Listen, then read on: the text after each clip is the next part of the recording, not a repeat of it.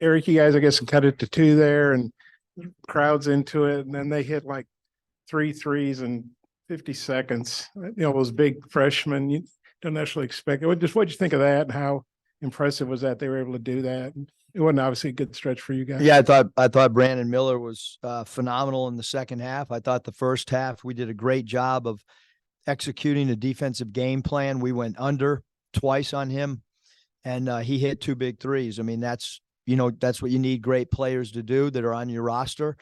And he stepped up when the game was in the balance.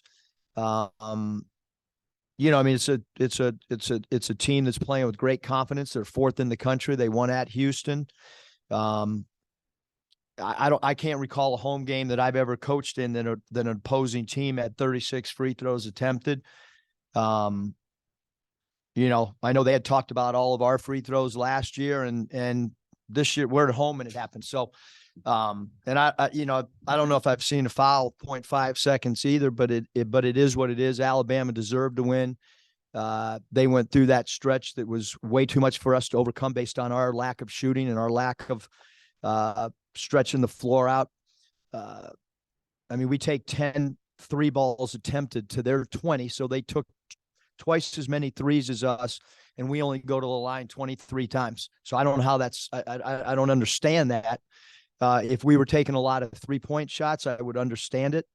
But we got to take better care of the ball too. I mean, we didn't shoot the ball well, and we had 15 turnovers, and gave up 9 threes. So you add those factors in, and you're not going to win many basketball games. And it's hard to win right now when you're not making threes, which, I don't know if we will. And then our free throw percentage has got to improve as well. He had a couple of turnovers in that stretch when they hit all those threes too. That just obviously added to the. Yeah, I think that their threes tomorrow. I mean, from an effort standpoint and playing hard, I mean, that's a really good rebounding team. As a coach, the first thing you want is your team playing hard? And I do think this team is playing hard.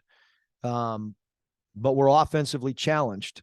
And that's a fact. That's not an opinion. And there'd be a lot of other teams offensively challenged too if 2 players that you built your roster around aren't here. We're not but nobody cares, and there's other injuries throughout athletics and all different sports and professional ranks and college ranks. And right now, we're still trying to figure out who we are. We changed the starting lineup tonight. I thought it worked out great for us in the second half. We changed the starting lineup in the second half. I thought it worked well the first segment. And then, like you said, Bob, they hit those threes, and if we're not going to match them threes and we're not going to get to the foul line, then you're gonna see what happened tonight. Jalen Graham obviously had probably his best game of the year so far. Just what'd you think of him, and what was different for him about this game? Well, he played really good offensively. He gave up the 3 in the right corner to Clowney, which was, I thought, changed the complexion of the game. I think that was when we were maybe a possession away. Offensively, I thought Jalen was awesome. I mean, I thought that he took good shots. He's a good passer. You saw his ball handling.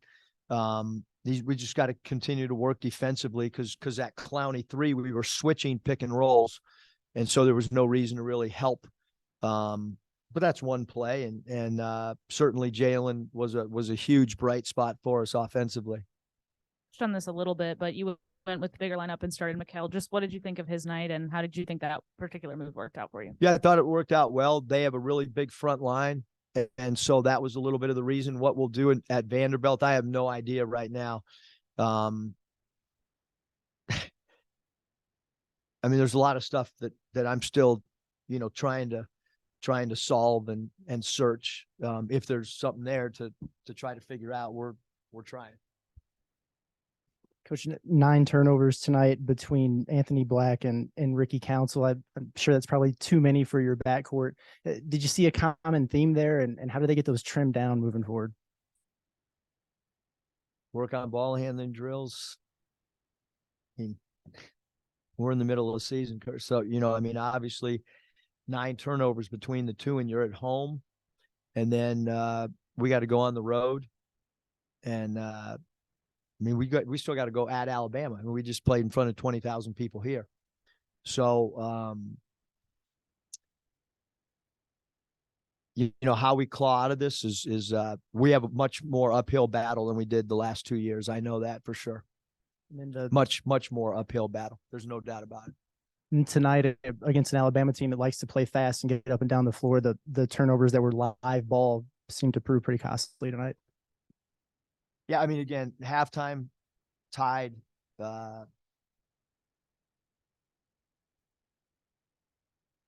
You know, some of the stuff that happened,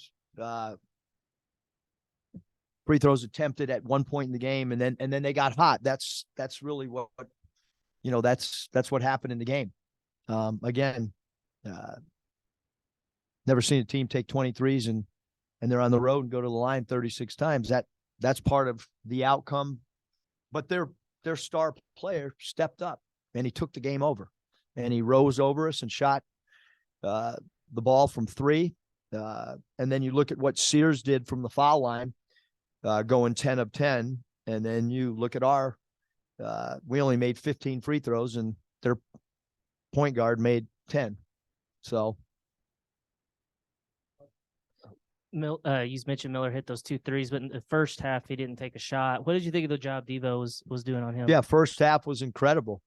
Absolutely as good as you could play a guy. And then in the second half, not so good. We went under, like I said, back-to-back dribble handoffs. We didn't go under one time in the first half.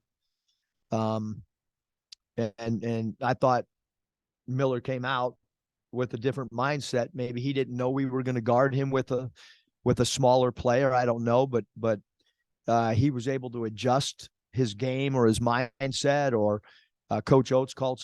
I don't know, but he came out and was a different basketball player for sure. And we didn't execute the game plan like we were supposed to in the second half. I mean, we never went under one DHO handoff in the first half. Not one. We went over every single one of them. Combined fouls and 37 FTAs in the first half. How tough is that to maybe get into a flow of things whenever, you know, that kind of thing happens? Well, there was no flow in the first, and then when the outcome was like that at halftime, we talked about continuing. We went to the foul line 5 times in the second half in a really physical game. So, you know, but it's been that way since the league started. So we got to try to play through it. Eric, did you see any change in your team's 3-point defense from first half to second half, or is it you credit Al? Yeah, I mean, I just mentioned, Scotty, we went under 2 DHO, so I don't know how many they made. I think what did they make, 6, 7? Yeah, so if they go 7 of 10, Miller probably made what, 3 of them, 4 of them. He's 6 of 7 in the second half. So, I mean, I know we went under at least 2 dribble handoffs, and our bigs didn't do a good enough job tracking with their high hands. I mean, look, he's a lottery pick. Like he's an incredible basketball player, especially offensively. And look at his numbers. I mean, 2 of 2 from 3, 6 of 7 from the foul line, 14 points, all in the second half. Unless you guys had the turnover battles going your way at the end of non-conference, I think 3 straight games plus 62 and points off.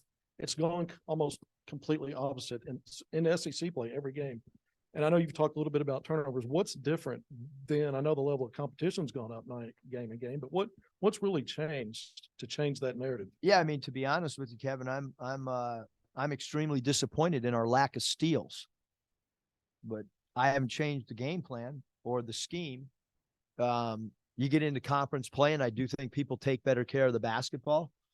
Like I said, we can talk about the last 2 years. We are in a completely and utterly different state, and in a way more uphill battle than we've been since I've been here, to be quite honest.